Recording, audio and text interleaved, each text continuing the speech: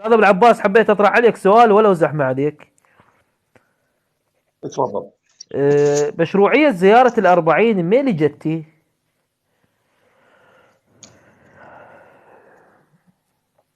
من زينب سلام الله عليه. تمام. شلون يعني من زينب؟ احنا نعرف بالقصة انه زينب راحت سبايا وبعدين من اجت زارت الامام الحسين سلام الله عليها ما وصارت هو هذه الدليل المعركة. على رجوع زينب عليه السلام الى كربلاء؟ ممكن تعطينا الدليل؟ ما عندي دليل ولا قارئ عليه لكنه روايات. اعطينا هاي الروايه. اللي الدليل هي روايه تعتمد على دليل، تعتمد على روايه، تقول هي روايات. ممكن الروايات تعطينا روايه؟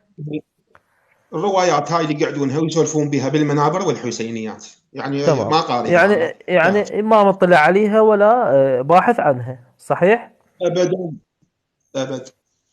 تمام، بارك الله بك.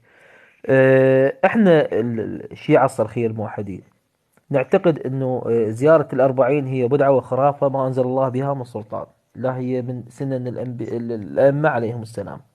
ونعتقد أن زينب عليها السلام رجعت من الشام إلى المدينة ولم ترجع إلى كربلاء. عندنا أدلة من كتاب الشيخ المفيد، يعني قول الشيخ المفيد، وكذلك الطوسي، أقروا أن زينب عليه السلام لم ترجع إلى الشام، يعني لم ترجع إلى كربلاء، بل ذهبت إلى المدينة من الشام إلى المدينة.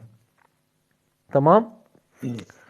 فهاي نعم. الزيارة اللي قاعد تصير هي بدعة وخرافة دخلت على دين محمد وآل محمد، لأنه لا يوجد أحد من الأئمة عليهم السلام ذهب مع زوجته أو بناته لزيارة قبر الإمام الحسين في يوم الأربعين عليه السلام.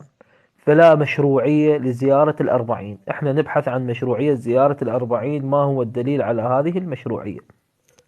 احنا اخويا انا والله ما قاريها ولا فعندنا بدك سامع بيها، لكنه احنا شلون عندنا زينب سلام الله عليها جابر يا جابر ما دريت بكربلاء صار، انتم كلكم تدرون بهاي.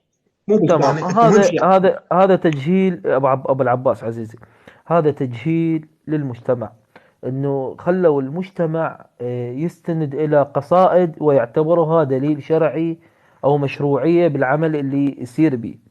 احنا نتكلم بالدليل، نتكلم ضمن منهج سياق علمي شرعي أخلاقي مستند إلى دليل، ودليلنا هو القرآن والنبي وأهل البيت عليهم الصلاة والسلام.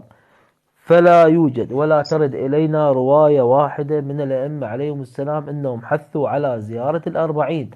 وفي أصل القضية زينب عليها السلام عندنا في التاريخ وفي الروايات التي نقلت لنا التاريخ أن زينب عليها السلام رجعت من الشام إلى المدينة ولم تأتي إلى كربلاء.